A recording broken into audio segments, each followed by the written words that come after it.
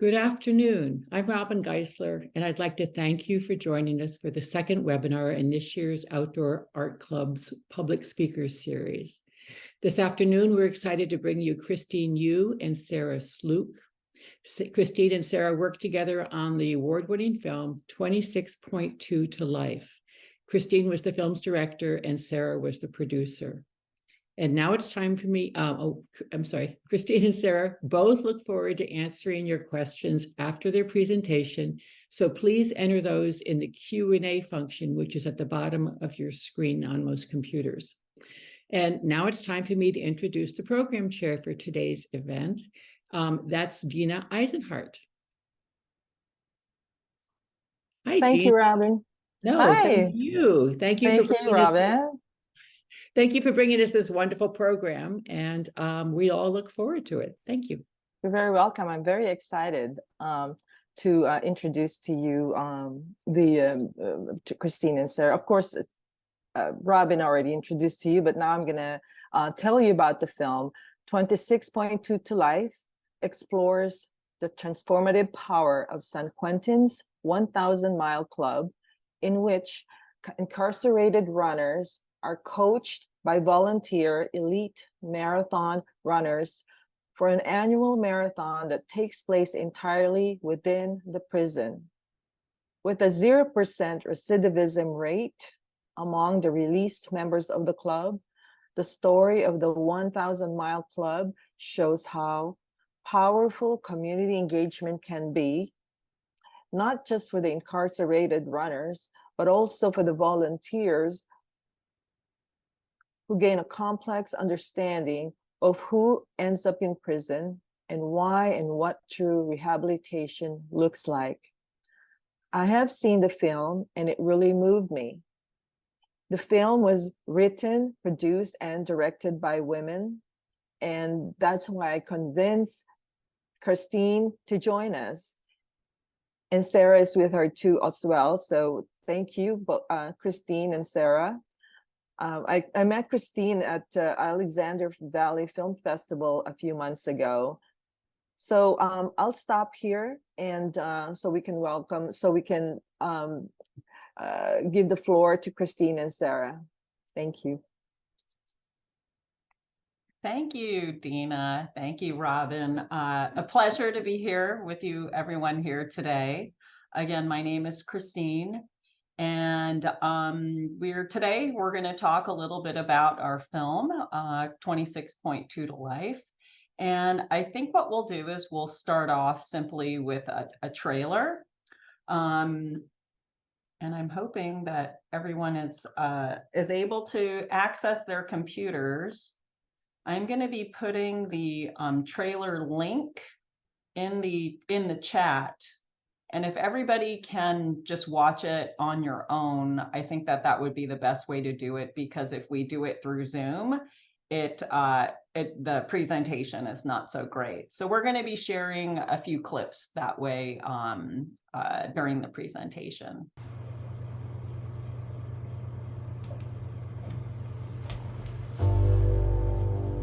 The concept of running a marathon in prison was like, hell no. Listen up, everybody. You got the half marathon in 32 days. And then you got 6 weeks, the marathon. Now things start getting a little bit tougher. My goal is to run under 3 hours. Maybe qualify for Boston. It's the hardest thing I've ever done. Watch your leg, fella. Watch your leg. Even some of the melees and the riots in here had nothing on how I felt after that marathon. Dying a loser, wasting my life. These are my greatest fears. Inspired a passion to me to do whatever I can, even if I never go home, to be the best me I can be and have some kind of positive contribution to society. She's like, marry me. I was like, marry me? I'm probably never coming home. I can understand the laws are the laws, but I have the right to be mad at my dad. No one's gonna take that from me. I know you feel sorry, but tell me then. Because I share my feelings. Why can't a grown man share his? To his son. I just feel like I am my brother's keeper. If he needs help, try to help them. 2053 is my earliest possible release date. 21 and a half. I'll be 86 years old. If I keep running, I'll be all right. All right, everybody that's running, start lining up. It's game time. May the force be with you. Okay, we're going in 3, 2, 1, go. It's a community now. If you can't live in a community in here, you can't live in a community out there. Why should they let me out? Because I've changed. It's a long day. Yes, sir. Hey, how you doing? We getting employees. Everyone else, I'll be back, man. All right, so they coming down right now. Don't let them get down in my lap. So, you know, a lot of times people are very interested to know why I got interested in this topic in the first place. And just to share some of my background, I guess you could say my relationship with the prison system started maybe a little over 20 years ago. I had a friend who was wrongfully convicted, and he was sentenced to 271 years in California State Prison, a very, very long time. He was also a fellow Korean American, somebody that I felt could have been my brother, and it really deeply impacted me.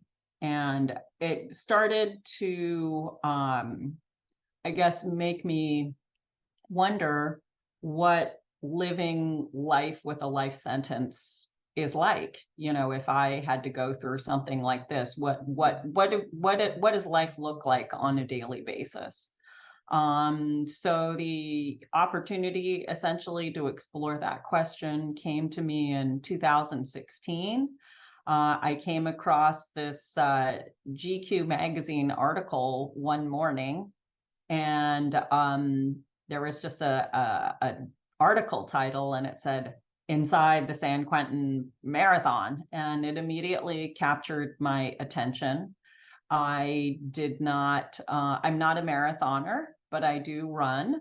So I could certainly see how the process would be good for people in prison. So I originally had approached this as a regular motion picture, but then after going inside the prison and starting to research, I decided, and I was really blown away by what I was seeing and hearing, and decided to embark on a documentary at that point. So I just wanted to also maybe just provide for some of you who maybe haven't been able to see the film yet.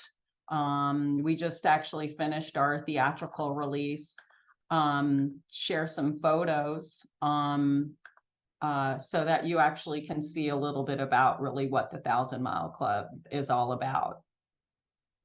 So the club is a traditional running club. They are about 50 guys when we first started filming. And they meet every other Monday to practice, and it's led by Coach Frank Rona, who is a resident of Marin County. There's a group of volunteers that are elite marathoners that go inside the prison to coach these guys. And this is Frank in the Sally Port. Frank is a veteran marathoner, a fixture on the Bay Area running scene. He's run like 78 marathons and 38 ultra marathons, and he's gathered a group of other elite runners in Marin County, and they go into the prison together to conduct this. You can kind of see some of our mics there and a little bit of the behind the scenes filming. So even though it is a a group of coaches, Frank has definitely always been the leader, and without a doubt, he's been doing this since 2005. And in 2008 is when they first started doing the marathon. But a lot, outside of running, a lot of it is about building community. And so, you know, the times that I really loved going into the prison and observing what this was all about were usually like, you know, before the workouts and after the workouts. And it's all very, you know, it had sort of a festive feeling, and it seems weird to say that, to have like a festive environment inside a prison, but that's kind of what it was. And so that's why I really felt like it was important to show the film as a documentary and really give people a, you know, peek into really what goes on behind the walls. Our music composer was a guy named Antoine Williams, who actually I met while he was in San Quentin, and during that time he got out, but he, you know, his take on it was, you know, the film in that sense is turning walls into windows. And you can see that the coaches, they run together with the guys. The popular word to use, I guess, is inmates. That's how usually most people refer to the people inside prison, but there is a movement among incarcerated journalists, et cetera, to refer to them as incarcerated people instead of using the term inmates. This is Dylan Bowman, who's one of the runners, and you can see working out with Markel Taylor, who was one of the main subjects of the film. You can see how, you know, when they're running, you know, they kind of have the eyes of the yard. And Markel is somebody that they call the Gazelle of San Quentin. He's the fastest man in the club, and you know, held all the records.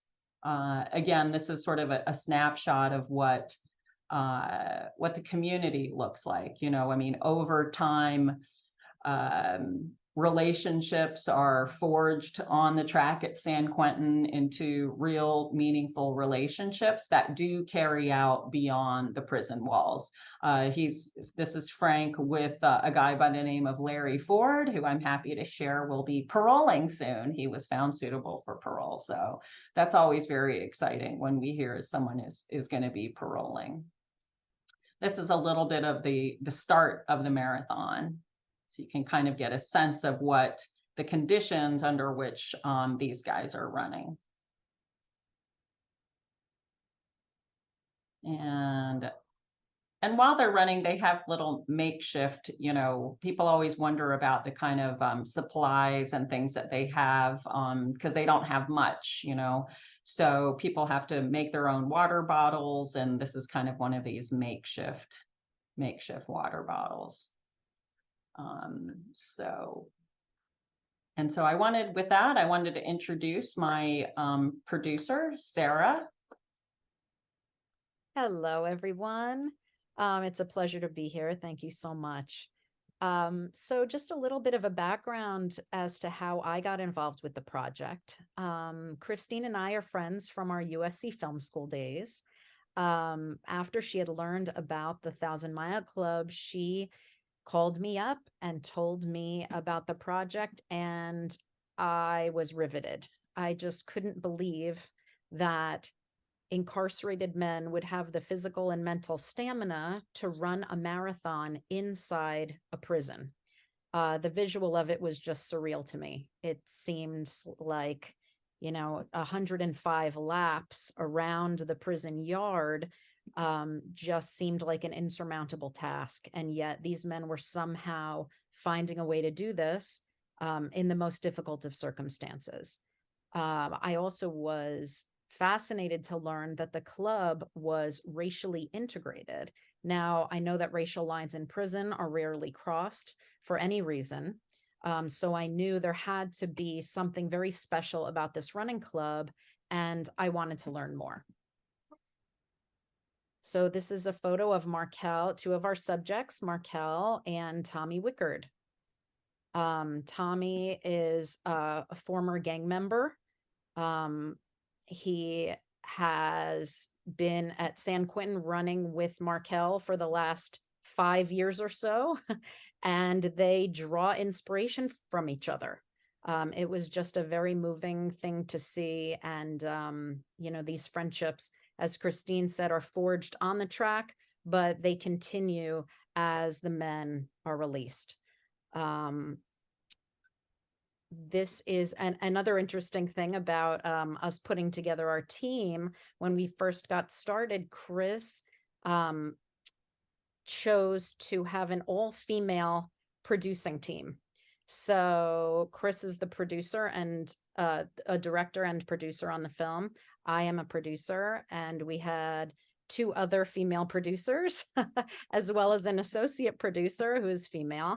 And it's just, to us, was the most incredible bonds that we formed with each other in working on this project. It's been years that we have been a team, and we really found that working together with an all-women, team was just a very collaborative environment. We had the opportunity to help each other and be there for each other through thick and thin producing this film, which it really was a journey for all of us. So that was pretty awesome, and we're very proud of that. Also, I have to say that one of our the incarcerated guys jokes around that Christine, all 5 feet of her, would go into San Quentin and tell these guys what to do. And it was really, she's really a force of nature, was something to see. So, but they were always very respectful. It was always a very, very collaborative environment, I would say, with us and the subjects. And as you can They're see on marathon day. on marathon day. This is a little bit about how we kind of worked.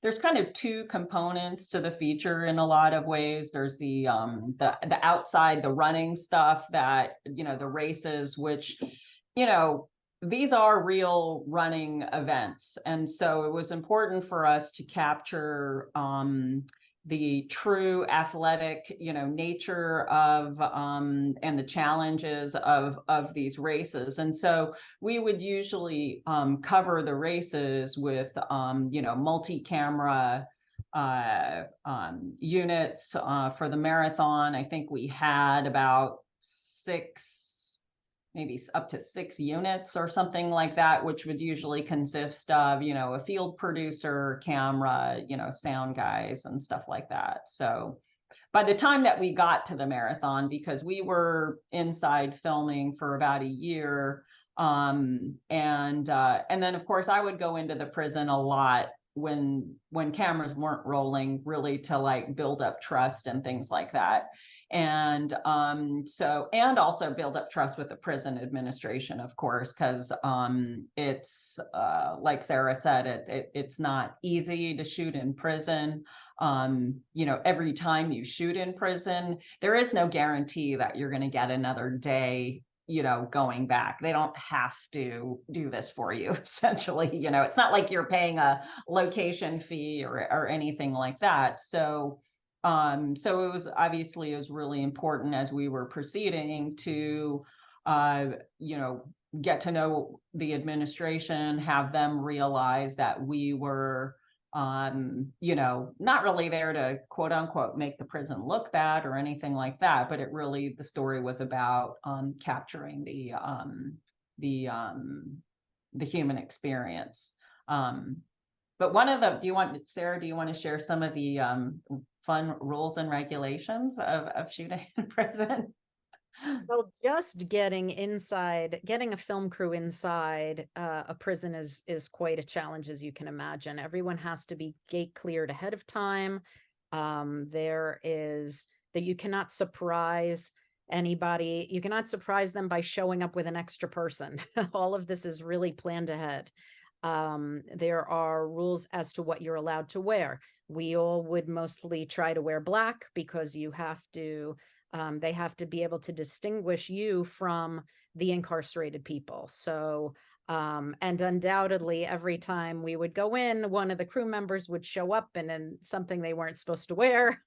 So Chris had some backup, sweatshirts in her car, and so that we could kind of handle that stuff on the fly. There's also obviously a lot of limitations as to what we can bring in. It was very much very simple things. I remember going in with a clipboard and some papers so that I could do my interviews. There wasn't much allowed. So that's all very limiting. You just really have to plan. And for the marathon itself, it was really it was such a huge athletic event. And it was over the course of many hours. We were in this prison yard. We had no walkie-talkies. On a normal film shoot, you would have walkie-talkies. You could communicate with And each not easy access to a bathroom either. Okay, so some of it was always like, maybe we need to be dehydrated going to this place. That is true. That is true. So, And you can't wander around. Yeah. You need to have an escort if you need to go anywhere Yeah. or to do anything. So yeah, so I've just put another link in the chat. This is the beginning of the marathon.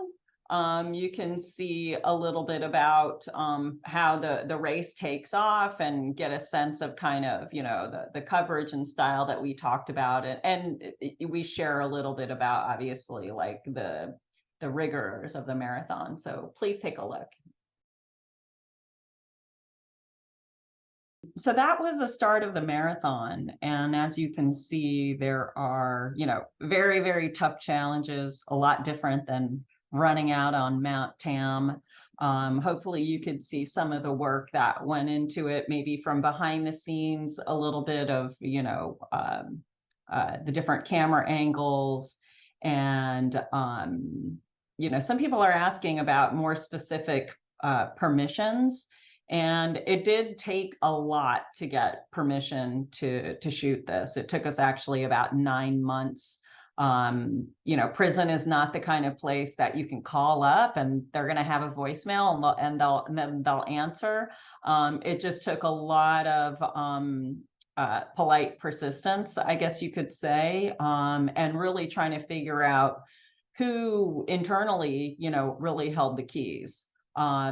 There's bureaucracy in Sacramento, et cetera. And ultimately, I think I ended up writing like a 15-page proposal or something like that and sent it to Sacramento to the California Department of Corrections and Rehabilitation, CDCR. And somebody actually got back to me. I think that they understood that I was trying to show the human experience. This really wasn't about placing judgment on the prison. And it was a series of conversations that, ultimately led to us being able to film. But despite that, like I said earlier, just because we were able to film one day, it certainly didn't mean that the next day was guaranteed. So it really was a process. I mean, it took about, we were shooting actually over the period of about 3 years. So it was a while. And then just to give you a sense of, did you have anything to add to that, Sarah, or? Yeah, well, I just think that, shooting inside was always, we were just so fortunate we were so thankful for every day we would get in there. And so we would just use our time as wisely as we could, knowing that, we might not get back. So we had to always think about the story, think about what we were capturing from these men. And it was a challenge, but, they were so open and it was incredible how they just seemed to want to be heard. They just wanted to tell their stories, and we would get such great stuff. It was so wonderful. Each time there was an interview done, it was really, moving how much they felt like they wanted to share. So it helped make our process a little bit easier and helped us understand how we wanted to shape the film, to make sure that their voices were heard. Mm-hmm. So I'm sharing another little clip in the chat there. Hopefully that is working. This will give you an idea of just how small the cells are that these guys live in. This is just a very short clip.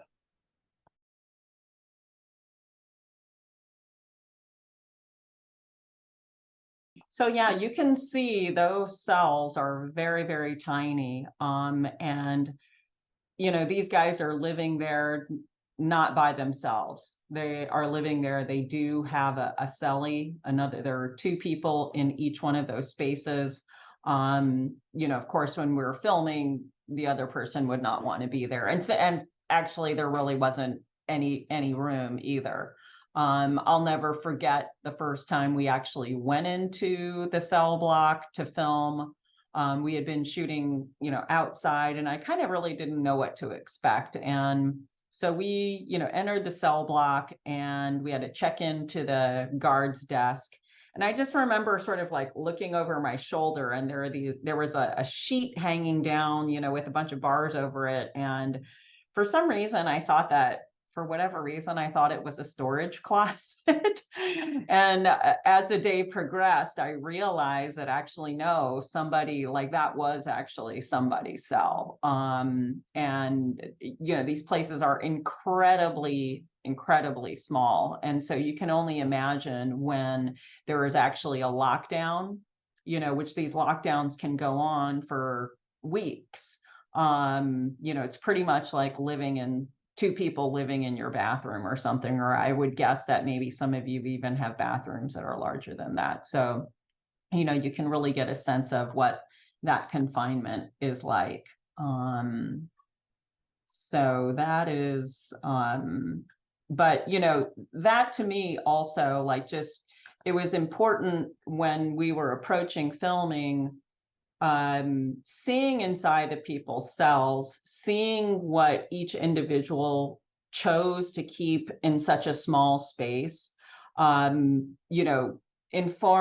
felt like informed me and hopefully the viewer a lot, and gave a peek into each person's individuality.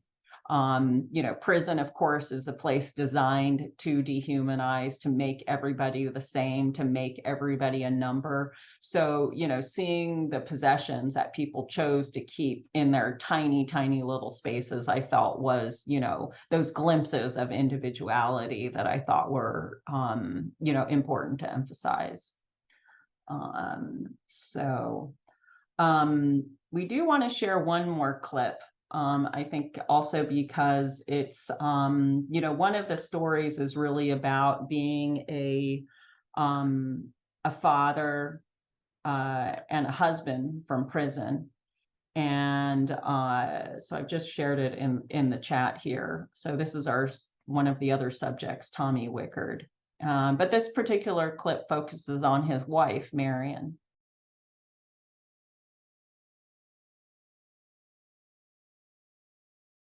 Maybe we should just open it up to some questions now.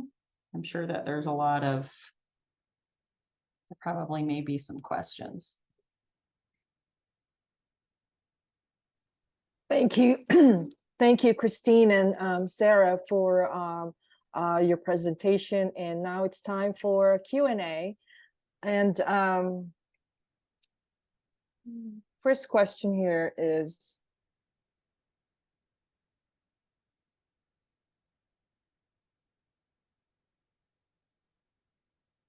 sorry, it's taking me a while. Can you talk about hostage situation in signing, that you understood that? Oh, well, I guess somebody who's asking that must have knowledge of the hostage form. So yeah, whenever you go into San Quentin, you have to sign a form that says that they, if there is a hostage situation, they're not going to be able to help you.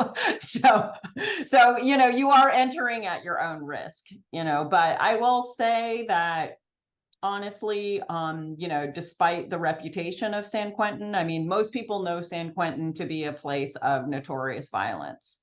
That's why it's, kind of a storied place. However, in 2005, when Arnold Schwarzenegger was governor, because this California State Supreme Court, they actually mandated a reduction in incarceration in the state of California because it had exploded to something like 200,000 people. So they put the R in CDCR, standing for rehabilitation. So at that time, the state had a realignment to introduce more rehabilitation programs into the prison system. San Quentin is a beneficiary of, is probably the biggest beneficiary of that because of its location. I mean, you all are obviously in Marin County, or most of you are, so you see San Quentin right there. So on an annual basis, there are about 4,000 volunteers, they say, that go into the prison for all kinds of programs, from, of course, the running club and other athletic programs, to computer coding, to media center, all kinds of self-help groups. So, really, I think as women too, I mean, I never certainly felt any danger going inside the prison, even though there's that hostage situation. But Sarah actually has an anecdote also about her perceptions about going into the prison for the first time. Well, I had no experience with the prison system upon starting this project. I had never been inside a prison. I had never known anyone who had been inside a prison.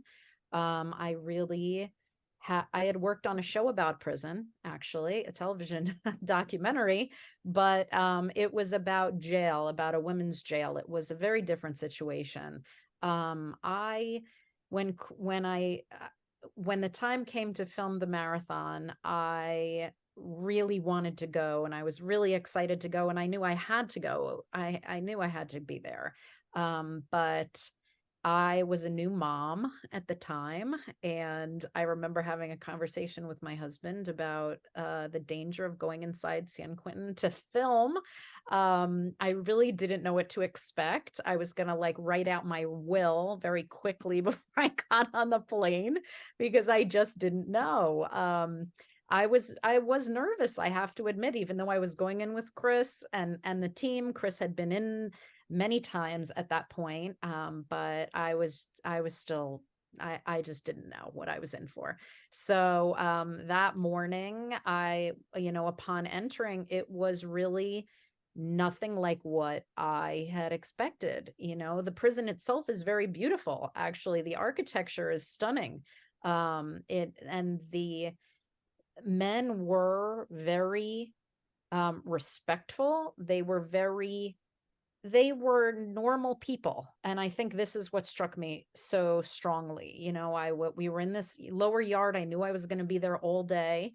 And I just wasn't sure, how they would treat me as a woman, our team, but it was just a wonderful kind of fun day of shooting. Really, a lot of guys want to chat. They really just want to be heard, I think, and have a conversation with someone out of the ordinary for them in their lives. It was just very comfortable. I have to say, I got really used to it really quickly. And by the end of the day, I had the strangest feeling, which was that I did not want to leave. I really enjoyed my conversations with the people I met that day, and it really moved me. I was even more committed to the project, than I had been before I had entered that morning. So it really, these were people just like me. They were people like friends of mine, and I think that day really changed everything for me, because I realized there is no us and them. We are all them. We are all just part of society, and so are these, the men I met that day. So even though I started off the day a little nervous, I ended feeling very differently. Well, thank you. So the next question is, how do you think your film impacted the recent decision by Gavin Newsom to turn San Quentin into a rehabilitation-only facility? Yeah, so earlier this year, Gavin Newsom announced that he was changing San Quentin into a rehabilitation center.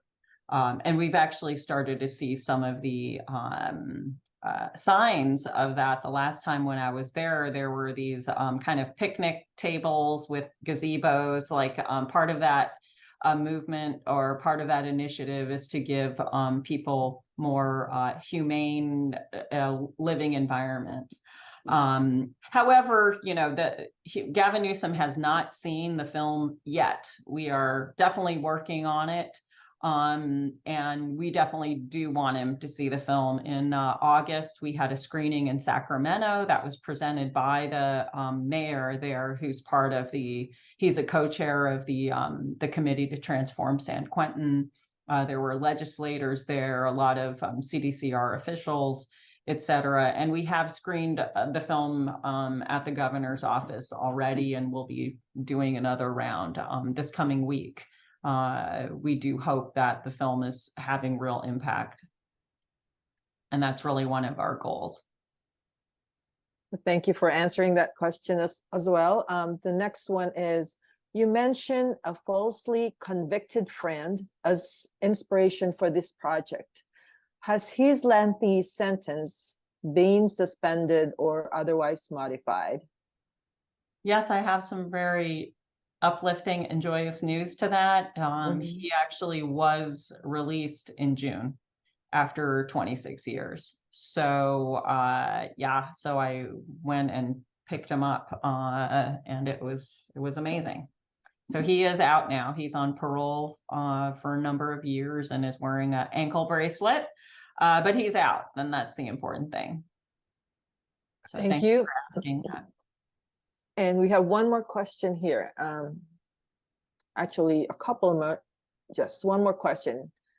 Our viewer says, I missed the film when it was shown in the theater. Where and how can I see the film now? Well, thank you for that question as well. In 2024, the film will be available. It's too early to discuss details, but look out for it in 2024. I think that's it. Well, there's another one. Do you have time for 2 more questions? I Sure. think so, right? Mm-hmm. Okay. Will it be shown in LA with its large film business community? Yes, I mean, we actually just finished a theatrical release, which included LA. You know, we are independent filmmakers, and so we are in the process of getting to the other side of that distribution. We are actually launching an awards campaign. The response has been really great from both the press and the audience. So we've been encouraged to essentially kind of throw our hat into the race and see where we are. But that involves a lot of money too. So, you know, we are constantly fundraising. If you're interested in donating, you can go to our website.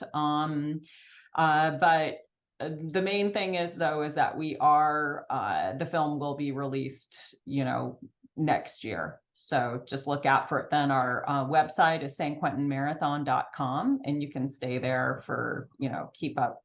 All of the updates are there, and then also on social media. So thank you again. The next question is, what are you working on now?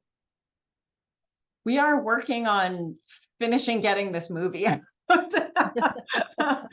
Working on that, and then there are other jobs and stuff that are coming up. So yeah, but the main thing in the immediate focus, we still really are working on getting the film out. You know, like I said, I mean, we're independent filmmakers. It actually has taken us like 6 years even to get to this point. And so we are still working on like a broad release. Great. The next question is, what kinds of lives are the formerly incarcerated men who participated in the training and marathon experiencing now? Have they all found jobs? Well, I think one of the remarkable things about the 1,000 Mile Club is that there is a 0% recidivism rate. The national average is like 67% after 5 years and 44% in the state of California, I believe, after 3 years. I think it really is a testament to the running community and the coaches and the the kind of community and continuity that they provide, but also, I mean, these men have been working on themselves for a really long time. We went into this project asking, can people really change? What does change look like? And I think after this, we walked away with, yes, they definitely can. And so most of the guys are gainfully employed. Rasan Thomas, who you saw in the film, or maybe we'll see in the film. We went inside his cell and he was released. And so he's working as a podcaster on a very popular podcast called Ear Hustle. A lot of people are working in all different things, addiction counseling. Tommy Wickard, who some of you guys saw his clip, some of you weren't able to do it. He is unfortunately still in prison, and that's really one of the things that we're working on is helping him to get released. He is a sign language interpreter, actually. So in 2020, there were about a dozen deaf guys that were transferred into the prison at San Quentin. And so he took it really upon himself to make San Quentin a safe space for these deaf incarcerated guys, teaching ASL to anybody who was interested, from COs to, other incarcerated population. And he just graduated his first class of men, just this past week, actually. I believe there were over 30 people who have learned sign language now because of him. So, and he always taught me that, or he says a lot, you can, even from a bad place, you can still do good. And all of these guys, though, they are doing things that are productive. They're all productive members of society. If you're interested in learning more about him and signing a petition, we do have that going on for his release, and I just put it in the chat. Great. Markel Taylor, who's the lead guy, he works at United Market right now in San Rafael. He was released during the time that we were filming, and he continues to be active on the running scene. And I just want to add that Markel is also volunteering inside San Quentin now and helping with the 1,000 Mile Club. So that was a goal for him, and he's been able to do it. Yeah. One of the guys too, Jonathan Chu, who, started as a, supporting subject in the film, was released, and we continued to be friends after he got out. And now he's one of our consulting producers on this project. Great, thank you. The next question is something I was wondering too. So will the guys in prison be shown the film? I'll take that. Sure. So that was something that we had looked forward to since we first started production on this film. We were able to screen it for them finally this past January. And it was really an incredible experience to watch them watch it. I think many of them never thought the film would ever get done. They were asking for years how the documentary is going, and it was slowly going, but they were able to watch the whole film, and it was really great to watch. We heard that, it really opened up a lot of conversations between the guys, allowed them to, I think, seeing the vulnerability of the subjects on screen really meant a lot to them. It showed them that they too could be more, open with their family members, open to working on repairing relationships. I think seeing Tommy share his story of his family and his relationship with his son really helped a lot of the other men want to reach out to their own children, for instance. So after that, we were thrilled when the film was approved to screen inside all of the prisons in California. So on their closed circuit television, they were able to watch, I don't know if it's still going on, Yeah. but for every Yeah. day.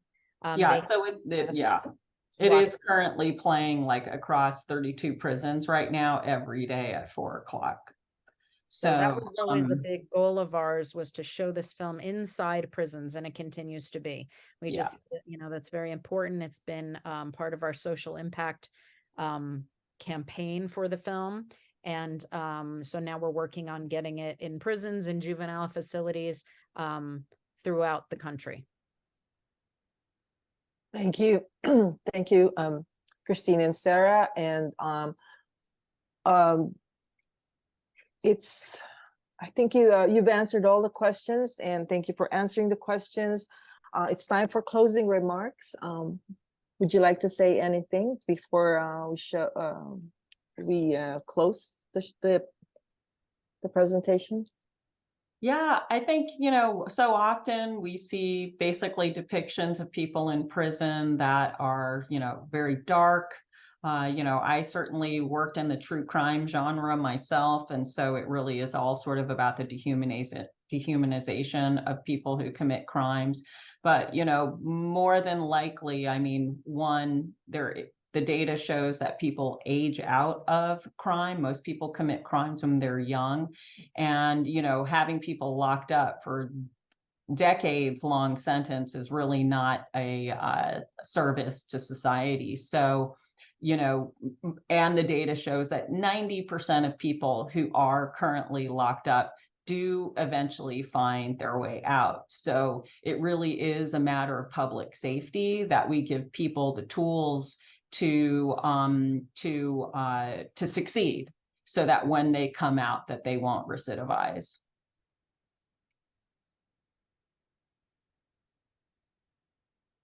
Sarah, would you like to say anything else, or Yes. What, in working on the film from the beginning, one of the reasons we really wanted to tell this story is because it was really a story of hope. It showed a different side of a world that maybe we all had, preconceived notions about, but showed that, with tools and with hope, you can really live life with purpose.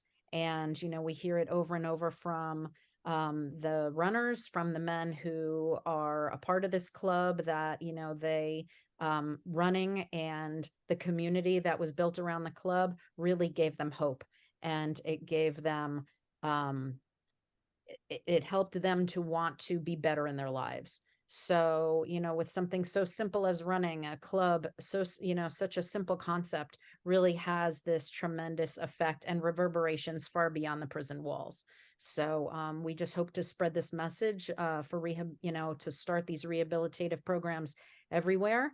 And we really hope that, this film can really open some eyes. Well, I can't thank both of you enough for your time, for spending the afternoon with us. And I hope everyone, and I know everyone enjoyed meeting you via Zoom. So thank you. I learned a lot, and so are many of our viewers as well, I'm sure.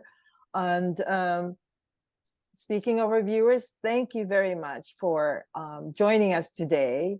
I would like to announce the next OAC public series, Green Change, Our Community's Transition to Sustainable Living. Will be held in the OAC Clubhouse on November 16. And that said, thank you. Thank you. Thank you very much. Have a wonderful Enjoyed afternoon. it. All right. Take care. Take Bye-bye. care. Bye-bye.